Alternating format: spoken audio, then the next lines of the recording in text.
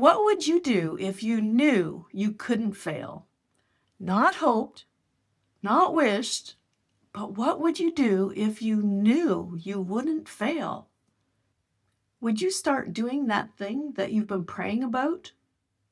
Would you stop settling for something that's draining the life out of you? Would you give yourself permission to dream and do more? That question has been sitting with me for a while now, and it has quietly changed how I think about faith and trusting God going into this next retirement season.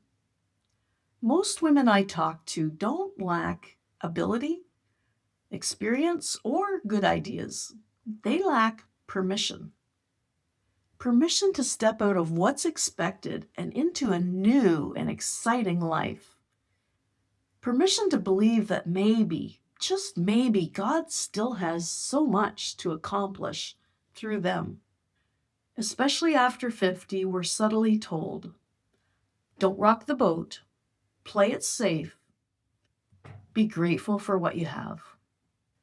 But that question, what would you do if you knew you couldn't fail, strips all of that away.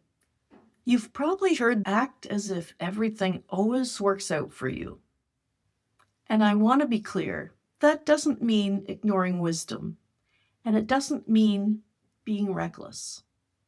And it definitely doesn't mean pretending that fear doesn't exist. For me, it means this. What would obedience look like if I trusted God more than I trusted my worst case scenarios? Faith doesn't always remove uncertainty. Sometimes it asks us to move with uncertainty, but without panic. There have been moments in my life where the numbers didn't fully add up, and I was a financial planner. Times when clarity didn't come first, but where peace came before certainty. And looking back, the real growth never happened when everything felt safe. It happened when I chose to trust that God's guidance was bigger than my fear.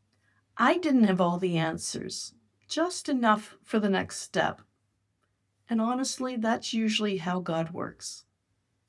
We often treat retirement like a math equation. And yes, wisdom matters. But there's also a heart question underneath it. Who am I becoming in this next season? Some women feel called to stop. Some feel called to pivot. And some feel called to build something new, not with hustle, but with purpose. And that calling doesn't expire at 50 or 60 or beyond. Here's where it gets uncomfortable. What happens when you're ready to step back, emotionally, spiritually, but the income isn't fully there yet? Is it faith to move forward anyway? Or is it self-sabotage dressed up as spirituality? That's the tension I've been sitting with. And if you've ever wrestled with it too, you're in good company. In the next video, I'm talking about this exact question. Retiring, or at least stepping back, before the income is fully there. If that thought makes you nervous or curious, be sure to hit subscribe so that you don't miss it.